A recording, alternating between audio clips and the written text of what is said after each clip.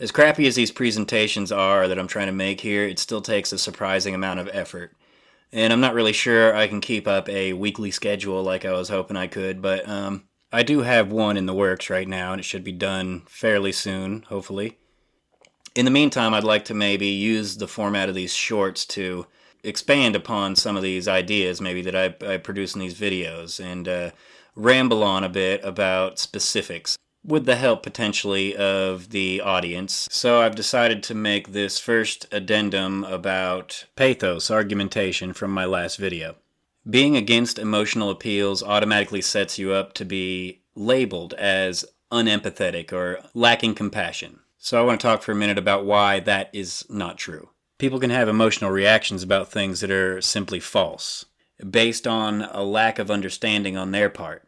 And when you have an emotional reaction, there's usually a target. Somebody hurt you. Somebody is a bigot. And you will mistreat that target based on your emotions, based on your emotional state. And if it is based on false assumptions, you are mistreating others for no reason. And even if you claim to be the victim in this situation, or you actually feel like you're the victim in this situation, you're not. You're the perpetrator. There's some people who deserve to be mistreated because they're the bad people, because you believe they're the bad people. And if your beliefs are false, you're the bad people.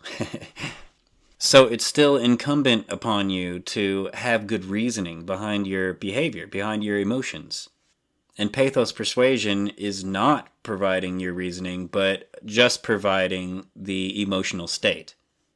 And this is always manipulation. Even if it's not intentional, it's still manipulation. And that being said, it can fully be intentional.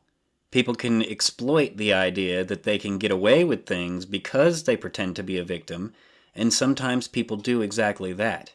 If they're not expected to demonstrate reasoning behind their emotional appeals, it's completely subjective, so they can just make the claim, and you cannot tell the difference. Emotional appeals are not self-justifying. They have to have a purpose, which is the reasoning. And this is something that one should apply to themselves. This is a moral stance that you should take, not to appeal to other people's emotions without providing reasoning for why you're making that appeal, so that you don't normalize manipulation, so that you don't mistreat others based on false assumptions. I'm against emotional appeals because I have empathy and not due to its lack. Because people are horrible to each other and self-centered when they allow their emotions to take over and dictate their behavior.